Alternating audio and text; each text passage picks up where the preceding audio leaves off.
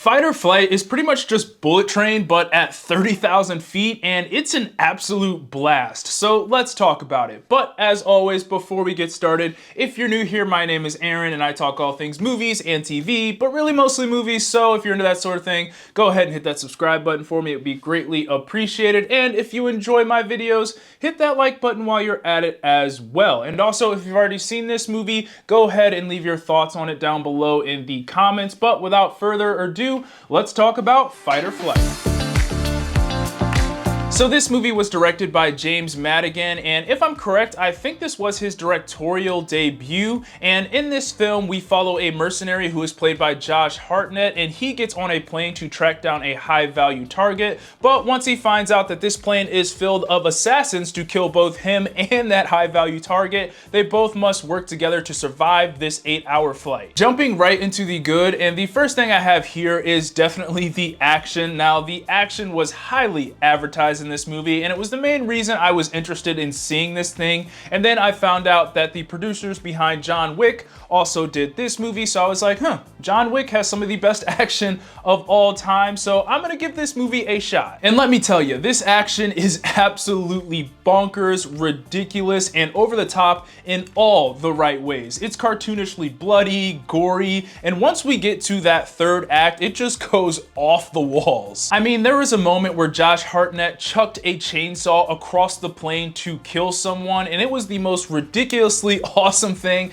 that I have ever seen. Pretty much this entire movie took place on a plane, so some of the ways they came up with to kill people with just random objects on this plane, and also just the fight choreography in general, were very creative, and it's what made this movie so much fun. When this movie leaned into that over-the-top action that just got crazier, honestly, as this movie went on, and also just the cheesiness of everything that was going on, that's when it was at its best and I was having the most fun with this thing. I'm not saying this action was on par with John Wick, but I was very much satisfied with what I got in this movie. And next up for the good is the man himself, Josh Hartnett. He was great in this film, and this is one of those roles you could just tell he was having a lot of fun playing. Now, I'll be honest, I wasn't too familiar with him before watching this movie. He is very much one of those actors to me that I knew the name, but didn't know very much about them. I know he was very popular in the late 90s and early 2000s, but then again, I was born in the year 96, so I was between the ages of like 4 and 8 during that time, so I was obviously way more into watching Power Rangers every day than I was into Josh Hartnett movies. But more recently, he's been in movies like Oppenheimer, and I've clearly seen that great movie, and he was also in Trap last year as well, and I still haven't seen that one, so let me know if I should check that movie out. I've heard mixed reviews about it. Either people really love it or they really hate it. So this movie was really my first experience with him as a lead role, and he was really entertaining. But we also had Charithra Chandran, who is entertaining as well, and this was my first experience with her too. She works with Josh Hartnett's character to kind of fight off all of these assassins, but they had some pretty solid chemistry together, and their relationship was really fun to watch on screen. I also have to mention Huey O'Donnell before I move on. He played a flight attendant in this, and he didn't get much screen time, but when he did, I thought he was funny, and he was probably my favorite side character in this movie. And the last thing I have for the good is the humor. Overall, this was a very funny movie in my opinion, and obviously a lot of that humor did come from that over-the-top action, but I think our characters had their moments as well away from the action. As I've said before, this is one of those movies that just gets crazier and crazier as it goes on, and the humor takes on that same path. It gets funnier and funnier as it goes on, and then once we finally get to the end, it's just downright hilarious with all of the ridiculousness that is going on. But hey, at the end of the day, it works, and it made this movie fun. Moving on to the so-so, and the only thing I have here is that this movie is pretty predictable. I mean, everything outside of the action and the humor, as you may have guessed with this type of movie, is just pretty serviceable. And I 100% get that this isn't that type of movie. It's a 90-minute dumb fun movie, and it accomplishes that job pretty well. But I will say there are a couple of little twists in this movie that you are probably going to see coming from a mile away. And as bonkers as this movie is,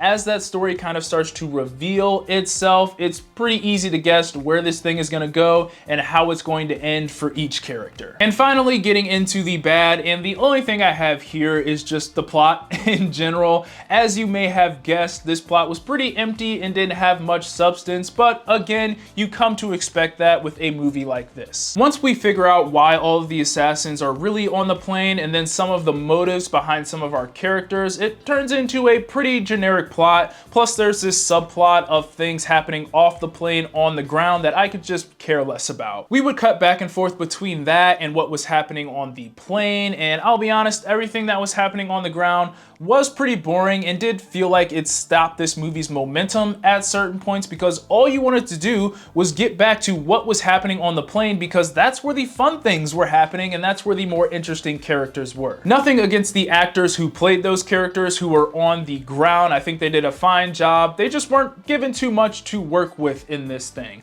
Overall, this was just a silly plot and it definitely has its narrative problems, and you could probably sit here all day and pick this thing apart from top to bottom, but at the end of the day, this was just a dumb, fun movie, so I can forgive those flaws, because when you throw a chainsaw in your movie across a plane, good chance I'm gonna have a good time, and I had a good time with this movie. So overall, this movie was just a fun watch, and I really enjoyed my time with it. The action and Josh Hartnett are really what bring this thing home, and this is one of those movies you just sit back, take it for what it is, and enjoy the ride. Those are my thoughts on Fight or Flight. Be sure to let me know what you thought of the movie down in the comments, and as always, be sure to like, subscribe, comment, get your Eazy Apparel at shopeasyapparel.com. God bless, and I'll see you guys later. Peace.